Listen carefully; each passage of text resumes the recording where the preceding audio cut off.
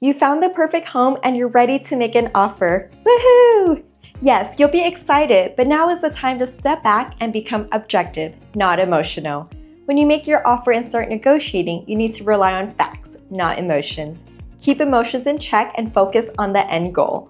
This is not about feelings or ego. Don't let the small stuff get in the way of what you really want. The first thing you need to do is trust your realtor. Look, you trust that your dentist knows what they're doing when they work on your teeth. You trust your lawyer to know how to put together your will, and you trust your accountant to get your taxes done properly, right? Well, your realtor is your expert in the home buying process. They know what it takes to make a successful purchase, and they have your best interests at heart. Think about it. They don't even get paid until you get the keys to your new dream home. You're probably very smart and good at what you do for work.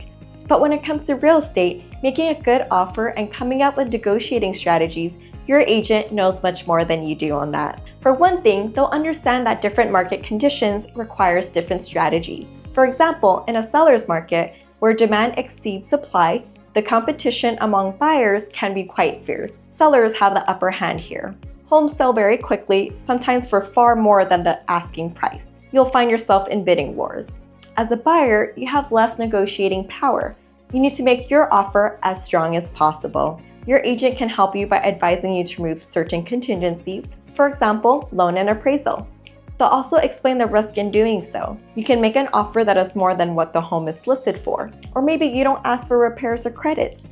Trust your agent to advise you on these. In a competitive seller's market, sometimes your first offer has to be your highest and best. Making a lowball offer can take you out of the running entirely. Your offer should reflect the market conditions, the home's value, and what you can realistically afford. And if there are multiple offers on the table and your financing terms are not as favorable, for example, you have a VA loan compared to another offer that's all cash, you'll need to find ways to be more aggressive.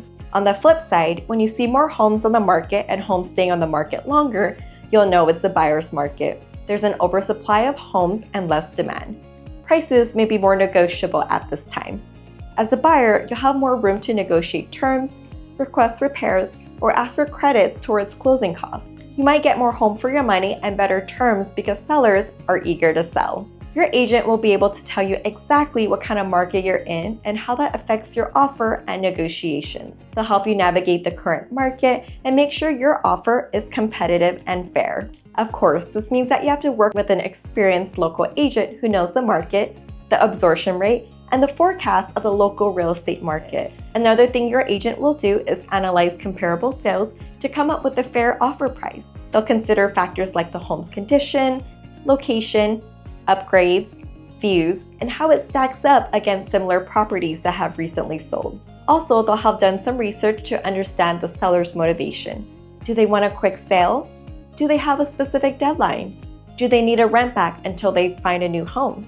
Knowing these can make a difference in creating the offer as attractive as possible. Keep in mind that once your offer is finally signed by both parties, it is a legally binding agreement. If you back out of it, you'll possibly have legal and financial consequences.